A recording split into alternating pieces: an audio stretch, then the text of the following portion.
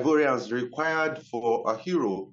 Of course, it was Sebastian Heller. You remember he recovered from an injury during the 2023 Africa Cup of Nations, and in the last two games for the Elephants, he has been very crucial.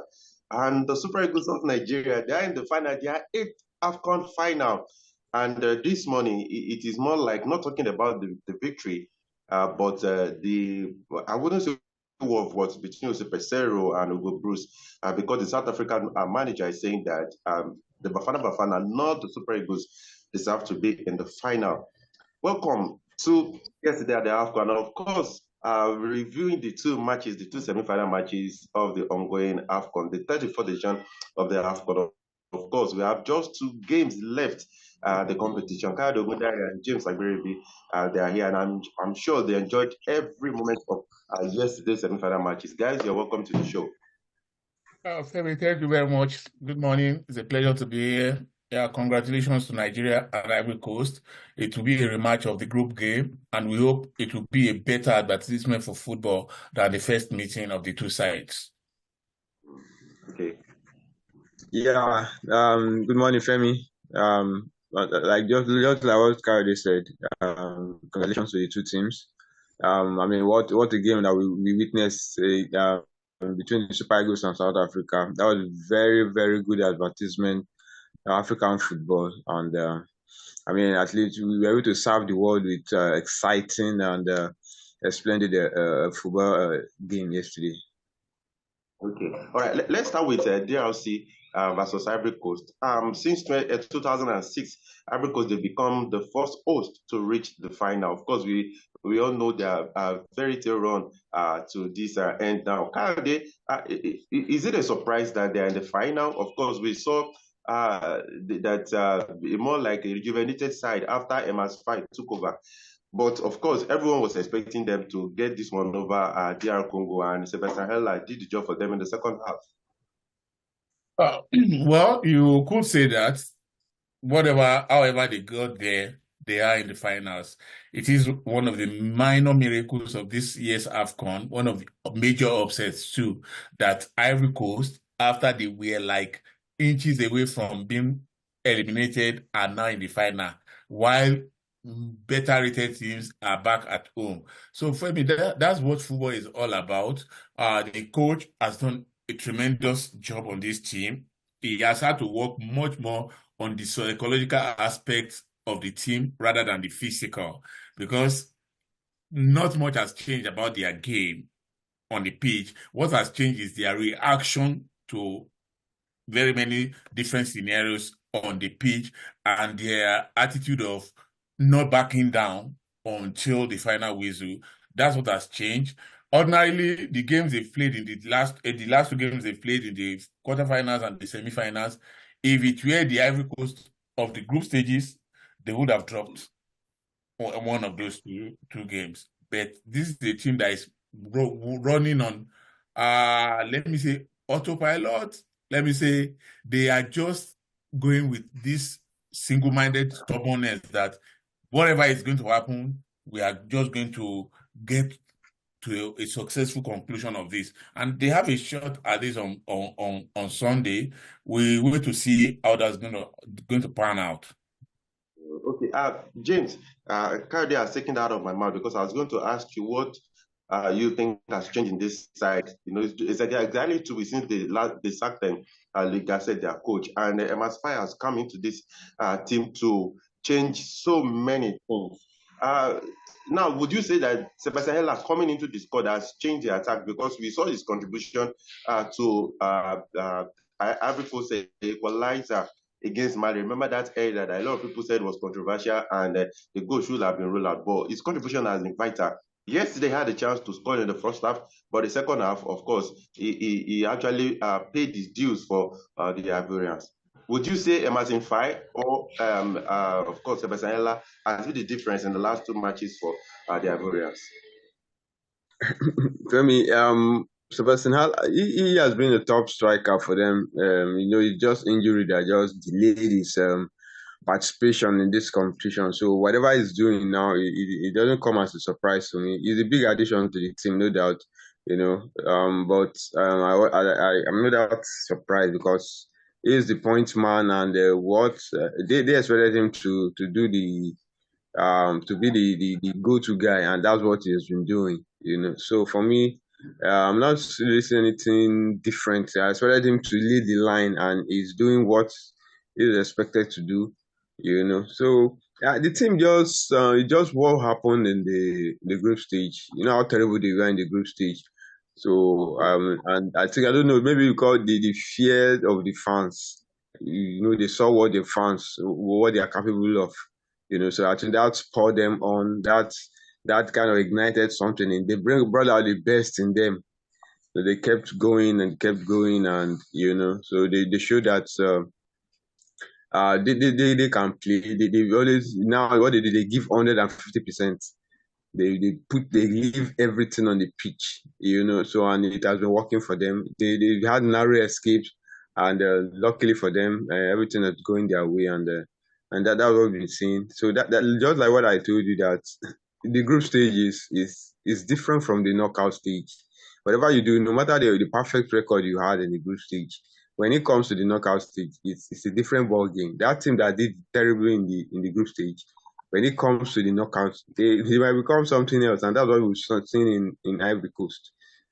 So for me, congratulations to them. I can't call it the host that had a terrible group stage performance, and they still made it to the final. I think this one is a record for all of us, and a lesson that when you had the opportunity, you better try as much as possible to take the opportunity.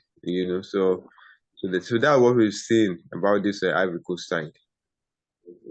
Okay, all right. I will certainly agree with Kayode that the mental change that Emerson Fire has been able to implement in this team is far more than the physical work he must have done on the players. And it's going to be a rematch of Group A encounter that took place on January 18th between Nigeria and Ivory Coast. I'm sure Ivorians, they're still celebrating. They will continue to celebrate until Sunday, when these two African football giants will be meeting in the final. Now, Kyle, let's talk about the other semi-final, Nigeria, South Africa. It was, I'm sure, Nigerians were shocked when South Africa came onto the pitch with their strategy. A very compact midfield. They made sure they plugged the wings that Ademola Lookman and Moses Simon had no opportunity to do their thing. Not to even talk of, feeding Victor Osimhen. The first half was South Africa's. Of course, there is no doubt about that. But in the second half, it was more kind of even. I have a contrary opinion, Femi, and my opinion is that the South Africans, they came with a game plan, and the game plan was so simple, but yet it was effective. It also spoke to their how do I say this, their inexperience or a lack of how do I say this, requisite talent, that they could not capitalize on some of the chances that they had. For the first time in this AFCON, we saw the Super Eagles defense actually rattled. We saw them in 6s and 7s. And how did that come about? The South Africans copied the Nigerian formation, put 5 men at the back, 3 men in the middle. That means before you get a shot at the goalkeeper, you must go through 8 people.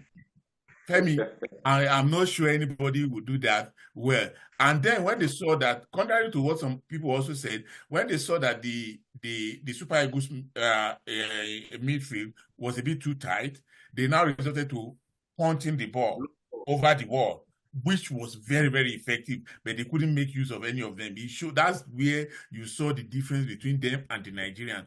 Each time the Nigerian team had a chance, they went forward, they bumped forward, and they caused a fright. So for me, I think it was a good game. Like I said, they just managed to neutralize the Nigerian attack.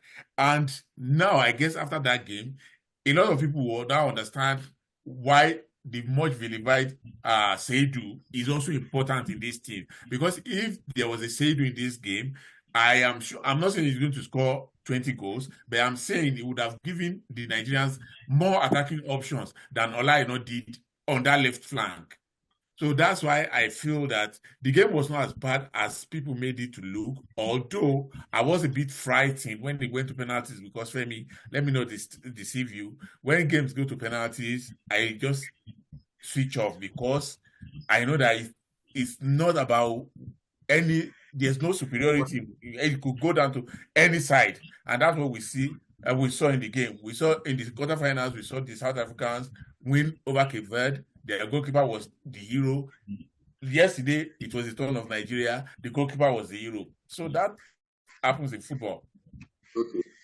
James, like how they said, Bright Osai Samuel coming into that side for Olaino, and Olaino having to go to the left, the tweaking in also Petero's team. Would you say that affected the effectiveness of the Super Eagles a bit because like how they said, we saw the Super Eagles defense rattled for the first time.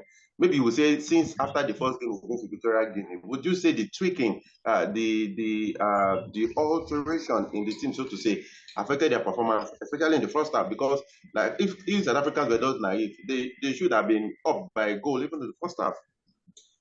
Yeah, that could have contributed. When you have the tweaking of the formation, allowing how to come to the left side. Fine, we know that he has played in that area, but that's not his strongest point. You only get the best when he plays from the right side, and so for me, I think that kind of took something away from the Super Eagles. That's why you see the South Africans, just like what Ekari said, I didn't mean they were clinical enough. They would have been up by like 2 goals because they had the best chances in the first half. Pasitao, he had a good chance inside the box, but he hit a weak shot. Then the striker, so which Owabali palmed away. So it means they were all over the Super Eagles in the first half. Well, that naivety, that's what they say. Once you get a chance, you have to take it, which they failed to do. Before the second half now came, and I think the Super Eagles now had the upper hand in the second half. And if not for the VAR issue, I think the Osimhen goal, I didn't mean it stood. It have been 2-0 and game over, So for me, yes, I would say the tweaking of the formation kind of rattled. The South African took advantage of it, because Olaino love to bomb forward from that side. He's always comfortable there. And like what Kennedy said again, we now saw the importance of Zaidu Sanusi from that left side, because it kind of brings balance to that part. So I think that kind of affected the balance of play for the Super Eagles. Yeah. Okay. All right. Like how they said, the Super Eagles were given a taste of their own medicine yesterday. In the words of Hugo Broos, football can be hard. Bafana Bafana should be in AFCON final, not Nigeria. Would you agree with that? We also found out yesterday, as I said, but would you agree with Hugo Broos' submission of what happened yesterday? Well, I don't know why he would say that based on the game we all saw. Both teams had equal chances to score. They could only score one apiece, and it went down to penalties. And one team had to win. So we could as well have said that the Cape Verdeans should have been the ones in the semi-final, not South Africa. No, that's it. We could have said that the Cape Verdeans should have been in the semi-finals instead of South Africa. These are things no. These are things that you have to look at holistically. You cannot just look at your own opportunities as if the other team is not existing. You also have to look at the fact that Osimhen's goal was disallowed. We had a couple of air-raising moments in your half. If we had scored all of that, probably if the Nigerians had scored, probably they would have been. They would have won even before the penalties. But when it went to penalties, I felt it was all fair and square. Anybody would have taken it, and they lost. I knew it was difficult. It's only very, very rare that you see a team win on penalties in successive games. Very, very rare occurrence in football. They lost yesterday. They won the other one. So they could, and they have a chance to play for the bronze medal. So that has been, for me, a good showing for South Africa. If you consider that they've not been at this stage in the last 20 years or thereabout, or 24 years, if I'm not mistaken. So that's a good one for them. Nobody even thought they were going to be here, judging by their first game at the AFCON when they lost to Mali 2-0. So if that is what makes Hugo Broos sleep better at night, thinking that they should have been in the final and not Nigeria, good luck to him. Okay.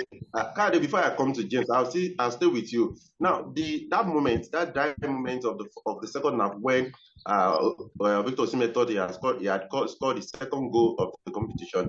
Now, let's look at that briefly. A lot of people have said the action actually took place right in front of the referee, but he decided to allow play to go on.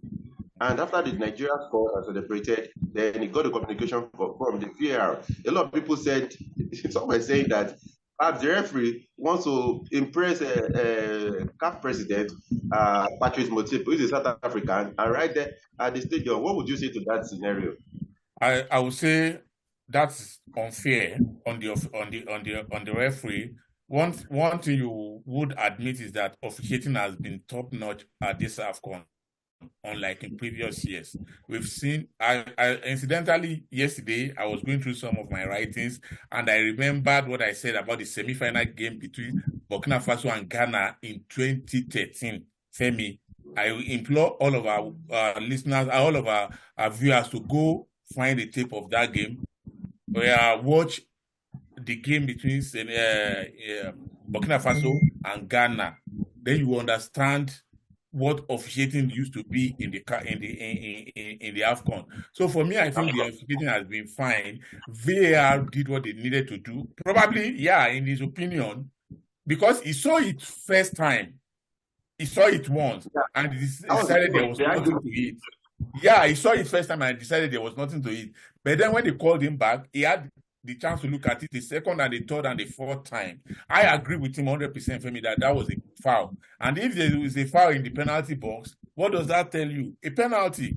So it was a very, very good call. Regardless of the outcome of the game, I supported the call that it was valid.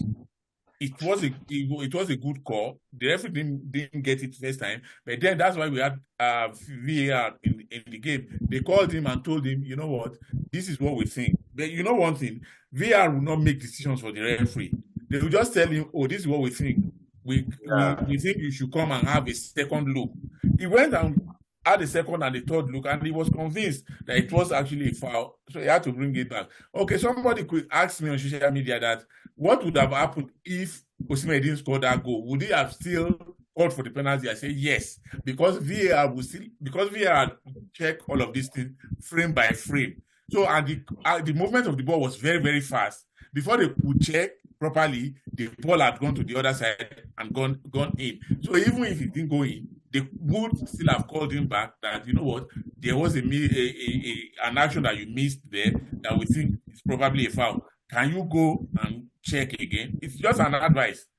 They are not going to force it. If he tells them that he's convinced, he has absolute right to decide whatever he wants in the game. Okay. All right, as we wrap up now, James, okay, maybe before I come to James, of course, yesterday, Jose Peseiro at the post-match press conference, he confirmed that Seydou Sanusi is injured and he hopes he will recover before the final against Cote d'Ivoire. Yesterday, James, we saw Jose Peseiro. I saw him tense for the first time, and particularly, I thought he was not so impressed or even angry with some of his key players. We saw him pull out everybody. Iwobi was unimpressive. He didn't hesitate to pull him out. We saw Moses Simon. He pulled out Ademola Lookman. He pulled out almost all the key players in the attack. And would you say he had started preparing for the penalties at that time, or he was just not impressed by them? Because people said, okay, if you're pulling out Victor Moses, why pull out? I meant Moses Simon. Why pull out Ademola Lookman as well? Femi, the guys that he pulled out, if you compare the games that they've played in before, I think they struggled in the game against South Africa. I mean, Moses Simon, how many chances did he create in the game? Ademola Lookman he did all he could, but the only chance he got, he fluffed it. You know, so he tried as much as possible to be to create something. Nothing came out for him. It will be who sort of used to, with all those pinpoint passes, there was no channel to penetrate. They struggled, and eventually coach had to take them out, So, so that's just it. I mean, they were not performing, so you just expect the coach to keep players who are not performing. So I know that's the thing about fans. When they just believe that whether you're as a star player, whether you're performing or not, you still have to be there. So they were not offering anything, so you had to pull them out and make changes, and that was exactly what he did, and for me, I think it worked out. For the guys that he brought in, if not for the foul on Murphy was almost through on goal to score his first to score, but he was brought down. So for me, there was nothing. They were the right calls. He brought in the right players, to take over, and they continue from there. So it happens. Every game that you play well, that games you do well, the next game you might struggle. Which means other teams are studying you and they are looking for ways to snuff out dangers, and that was exactly what South Africa did yesterday. Okay, finally, James, how much credit would you give to Sterling Wabali? Yesterday again, he showed that he could be Super Eagles number one for years to come, particularly in the penalty when it mattered most. When it could be anybody's game. You saw him save Mukwena's kick. He was beaten. Mukwena is arguably, I would say, the best creative player that South Africa had there. You saw the free kick he scored against Morocco in the round of 16. You saw the fine penalty he took against Wabali in the course of the game, but he saved his kick and went on to save another to ensure that Super Eagles book their eighth final at the AFCON. For me, a lot of people were carried away with when Williams' penalty heroics. They forgot that. I think that kind of took off the pressure on Wabali. That made him to be calm, and because if you check, the South Africa we are playing for penalties, they just there was the time they were just stroking the ball among themselves, believing with Williams they're going to do it. I think that kind of took away pressure from Nwabali to do his thing. They don't know that he has a history of saving penalties, and that was what we saw. So he has come to stay for me. He has that number one position. I think all things being equal, I think he has taken over that number one shit. That was how Vincent Yamatu started. When he came up, he just took one game against England for him to cement the number one position. I think this tournament, Mobali has done that. He has cemented that number one position, and it now depends on him now continue what he is doing. Because we suffered enough. The Super Eagles have suffered enough when it comes to the goalkeeping department, and luckily they were able to scout him, and he has cemented that position, and it's just for him to now keep on doing what he's doing, and hopefully he will continue to perform for the Super Eagles. Okay, of course. Wabali has been linked with a number of clubs, including Kaizer Chiefs in the Premier Soccer League in South Africa. Yesterday, they asked Jose Pesero if this was his biggest achievement in his managerial career, and he was very, very diplomatic or political, I should say, with his response. Final words as we shut down. It is a battle that has been won. The war is still ahead. Everything will quickly be forgotten if the Nigerians don't get to win the final on Sunday. And I am sure that after spending so much hosting this competition, the best in AFCON history, I dare say, I think it is just rewards for Ivory Coast to expect to win the AFCON as a compensation too. Nigeria have been in 8 finals, and they would want to win their 4th, which is a legitimate expectation too. But I think the game is set out. Of course, we're going to talk about this in the days ahead, and we're going to properly dissect the game itself and how AFCON have been over the past 4 weeks. But I think, in a way, this team, the two of them have been the teams that have shown the most resilience. When do you think they are down? Going into this AFCON, I bet you 85% of Nigerians did not give this team any chance. Because I am one of them. I did not give them the chance, and I have my reasons. But they have pleasantly surprised all of us. So I hope they carry it up until the final and win that elusive, that fourth title with you won. As a matter of fact, it's been a wonderful tournament for me, and I hope we cap it up with a beautiful performance on Sunday. Okay, all right. Of course, in the course of the coming days, we will be previewing the top place match as well as the final. So we'll be putting in all the stats together for you. We still say congratulations to Nigeria. Congratulations to Ivory Coast as they continue to celebrate and focus on giving the world another spectacle in the final of the 34th edition of the AFCON. Kayode and James, thank you so much for your thoughts. We have to do this much early today. Thank you for. Sorry for interrupting your speech. Of course, it's still the job. Yeah, thank you. See you soon. See you very soon. James, final word. Bye. Yeah. Thank you. See you in the next edition. Okay. All right. Okay. So to our fans across the world, once again, I hope you've had an awesome time in this AFCON. Of course, it is just 2 matches before we'll be talking about the AFCON in the past tense now. We'll see you in the next few days when we'll preview the third place match between South Africa and DR Congo, and finally the big one, the final between Nigeria and Ivory Coast. My name is still Ashalu Oluwafemi. Have an awesome time. Bye for now.